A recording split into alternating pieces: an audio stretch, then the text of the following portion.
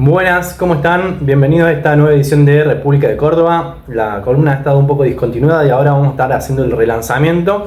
Mi nombre es Maximiliano Lescano y en este relanzamiento vamos a estar sumando como panelista de la columna al compañero acá Bruno Salazar, compañero de Vía Socialista Córdoba. ¿Cómo estás, Bruno? Todo bien. Acá se va a estar sumando el compañero, sobre todo tirando algunos datos, bueno, y acompañándome a mí en este relanzamiento. Y hoy vamos a discutir un poco, de cómo venimos con el tema de los incendios acá en Córdoba.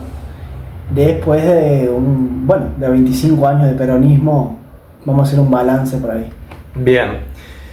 ¿Por qué discutimos incendios? Básicamente porque los que vivimos aquí en Córdoba y quienes han visto un poquito de las noticias del último año, por lo menos, de la provincia, se habrán dado cuenta que los incendios forestales son una realidad bastante recurrente y además preocupante por la magnitud de los incendios y por la cantidad de daños que han generado, no solo en el último año, que se han incendiado, son 100.000 hectáreas, el 2024. En el 2024 casi 100.000 hectáreas. Casi 100.000 hectáreas, sino por los años anteriores. Entonces, para comentarles un poquito el recorrido que va a hacer esta columna, lo que vamos a ir haciendo es esto. Primero, analizar los últimos 20 años, un poquito más en realidad, desde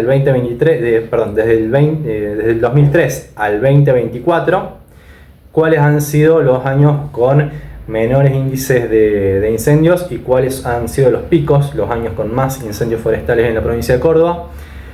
Vamos a ir analizando también qué dicen los especialistas, qué dicen los investigadores del CONICET al respecto, cuáles son las causas que se identifican y algunas de las sugerencias que hacen los especialistas. Y también vamos a analizar la política del peronismo cordobés, que acá, Bruno, ¿vos le tenés fe o...? No, por este 2025 no les tengo fe. Como todo docente cordobés, es más bien escéptico de los peronistas. Bueno, ya vamos a ver cuál ha sido la respuesta, digamos, del peronismo cordobés.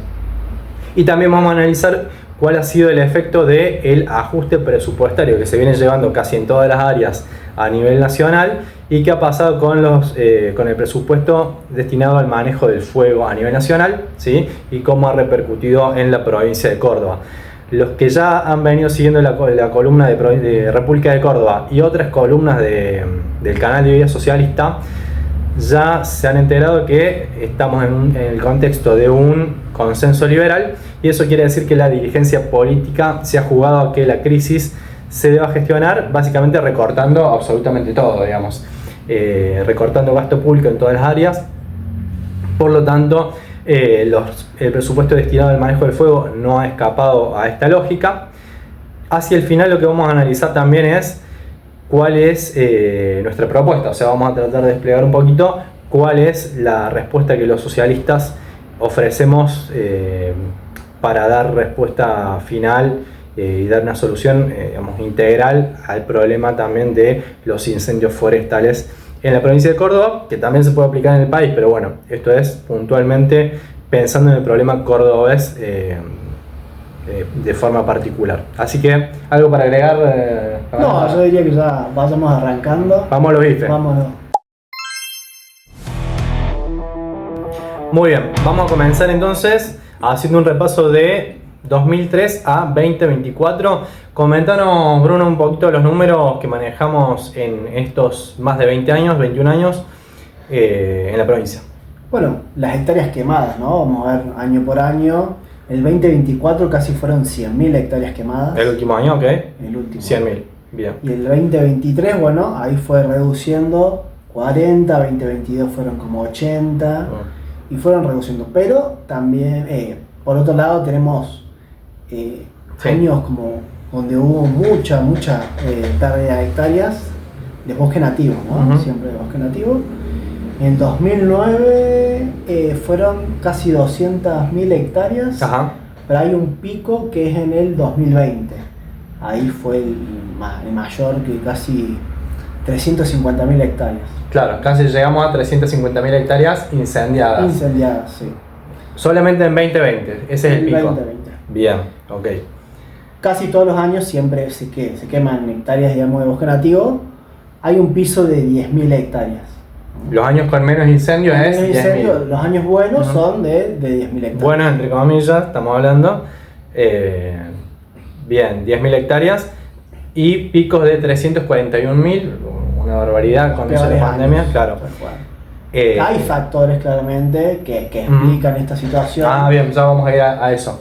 Pero digamos, el recorrido de los últimos 20 años es años buenos, entre comillas, 10.000 hectáreas, 40.000 años como el 2022. 2023, 2022. Bien. Me habéis dicho 2009. El 2009 es como de mayor cantidad, uno de los 300. Claro, uno de los años con más incendios, y 2020 que fue el pico. También. Bien, 341.000 hectáreas es el número exacto, que ahí lo estaba chequeando.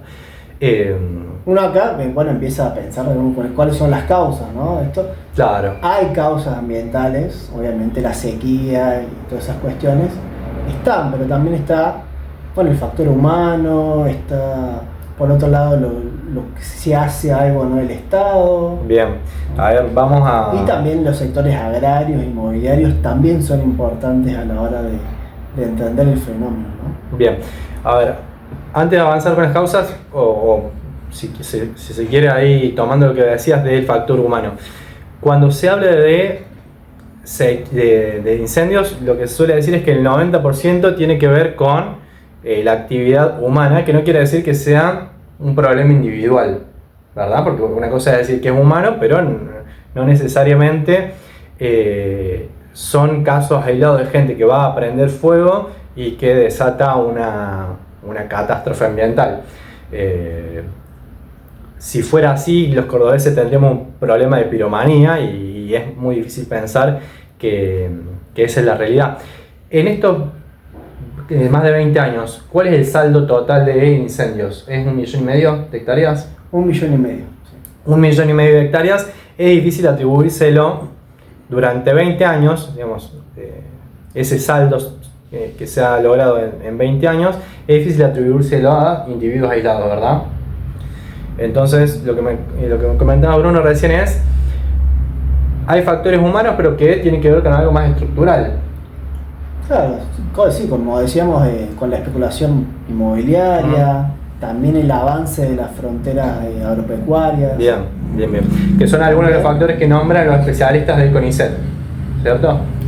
Sí, está también esto de qué pasa con la justicia, porque si decimos que es el factor humano, bueno, quiénes son los culpables, hay muy poco, no se encuentran culpables. Claro. Creo que hubo casi 25 causas que se armaron, pero solo 2 o 3 llegaron a condena.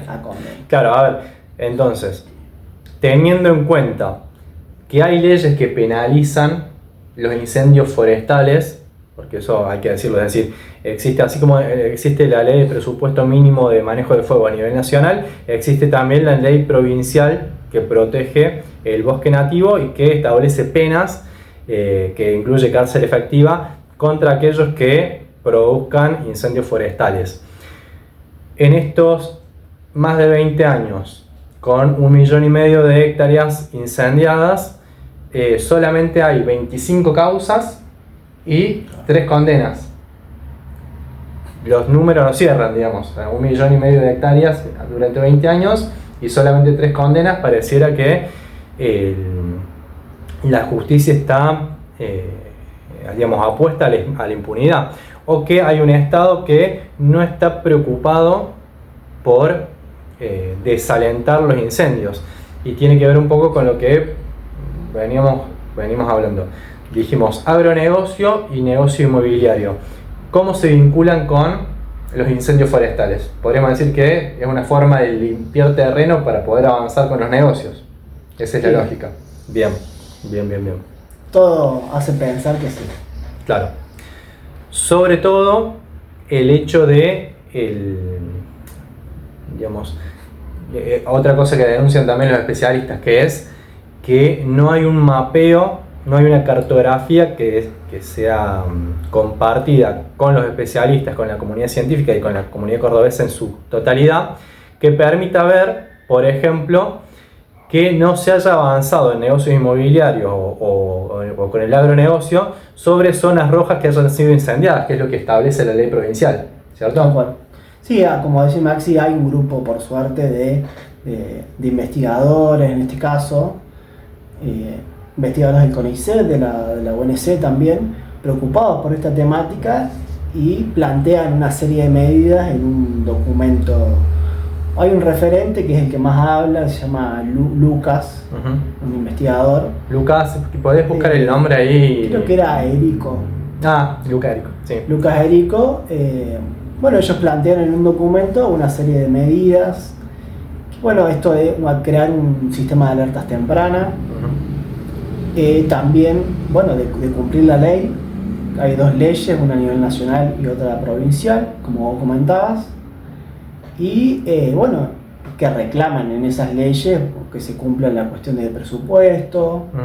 ¿Qué pasa con las hectáreas quemadas, que son bosque nativo y están protegidas por la ley? Si ese bosque que se quemó se reforesta o cambia su uso, ¿no? Como que ellos marcan que no hay un control por parte del Estado de esa situación. Claro, y no hay una aplicación de una ley que ya existe, que ya fue, ya fue sancionada efectivamente y que no se está poniendo en práctica, no se está haciendo que se aplique, y que sería un primer instrumento para lograr, primero que nada, desalentar las quemas que tengan un fin, de expandir ciertos negocios, poniendo en riesgo a todos los cordobeses, porque en estas más de 1,5 millones de hectáreas quemadas también ha habido muertes, si bien no hay ola de muertes, no es un fenómeno súper extendido, pero sí mucha gente ha perdido casas, ha habido gente que falleció intentando combatir los incendios, ya sea porque las llamas los alcanzaron o porque murieron asfixiados, ¿sí? En Carlos Paz, por ejemplo, un caso de un comerciante muy conocido que perdió la vida tratando de colaborar con los bomberos y falleció por inhalar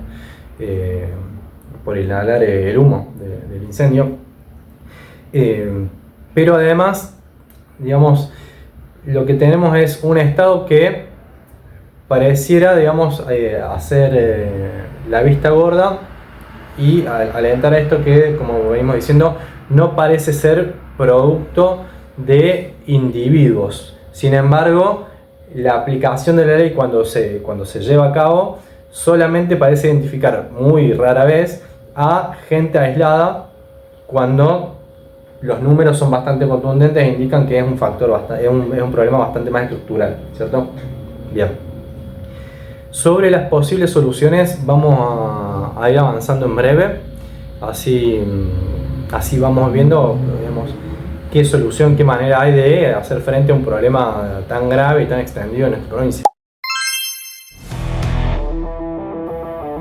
Muy bien, a ver, ¿qué ha pasado entonces, Bruno, con el ajuste? En este consenso liberal, como decíamos, el ajuste presupuestario, el recorte presupuestario viene siendo algo generalizado. Ya hemos discutido cuál es la línea del gobernador Martín Yarlora en relación a eso. Hemos dicho que está dentro del consenso liberal y que se juega del todo a gestionar la crisis de esa manera, más allá de que muchas veces quiera polarizar. ¿Qué ha sucedido con el presupuesto de Tierra del Fuego? Y bueno, en realidad para el 2025 se ha reducido el presupuesto. Una cuestión de inflación, obviamente, lo que ya estaba destinado, según la ley, ¿no? La ley especifica que hay un mínimo presupuestario para la defensa y la protección de los bosques nativos.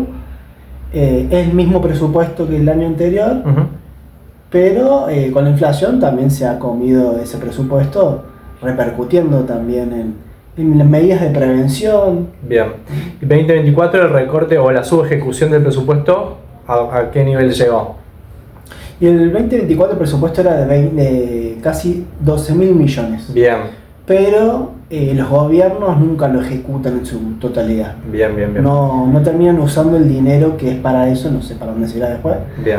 Pero el dinero que estaba destinado a eso no se utiliza en su totalidad. Claro, o sea, eso ya vuelve una farsa lo que se vote en el Congreso, donde se vote el presupuesto, es decir, cómo se van a manejar los recursos del Estado, que pagamos todo con nuestros impuestos.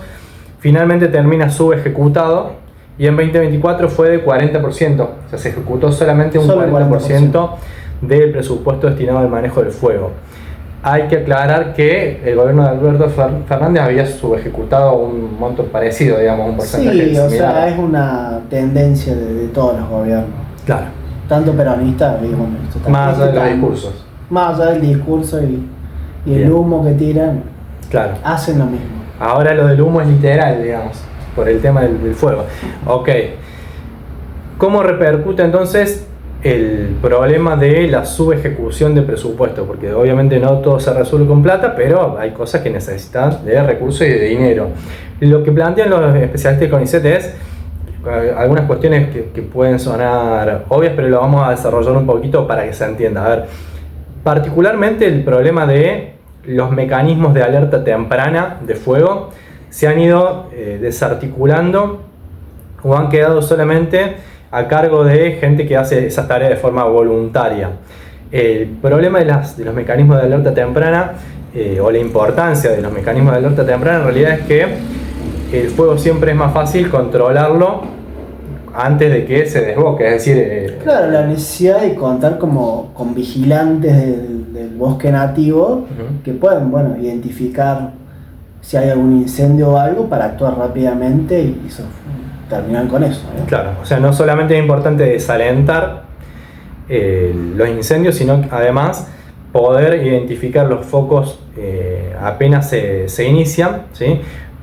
Principalmente porque hay muchos focos de incendio de los que no nos enteramos justamente porque son sofocados con tiempo, pero muchas veces cuando se deja correr el tiempo obviamente el incendio se esparce y tenemos las catástrofes ambientales que tenemos como digamos en años como el 2024.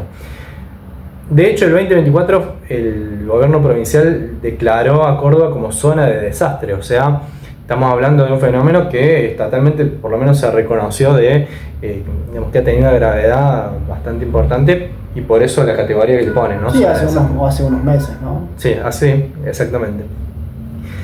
Pero bueno, además del problema de identificar los focos de forma rápida, tiene que ver con la dificultad que muchas veces tienen los bomberos para acceder a la profundidad del bosque nativo. Muchas veces los incendios se generan monte adentro, para decirlo de alguna manera, y los caminos, por ejemplo, para acceder a esos lugares no siempre están en buen estado y en ese sentido el presupuesto también es importante. Es decir, el hecho de hacer accesible para los bomberos las zonas, digamos, más profundas del bosque nativo para poder efectivamente sofocar los incendios. El recorte presupuestario ha impactado negativamente en esto como en otras áreas, ¿sí? En salud, en educación, en vivienda, y el resultado que tenemos es ese. Entonces, si uno tuviera que ir adelantando un balance o una, de alguna manera, una predicción, si se quiere, para el 2025, no podemos ser optimistas, ¿verdad? No.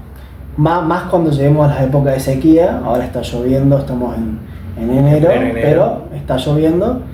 Pero después de julio suele ser se suele exactamente, se suele provocar la mayor cantidad de incendios en invierno, que es la zona de mayor sequía, donde digamos cada foco tiende a extenderse mucho más, sobre todo en la zona de Valle de Punilla, Santa Rosa de Calamuchita, entre otros, ¿sí? Que son las zonas que más propensas a incendiarse.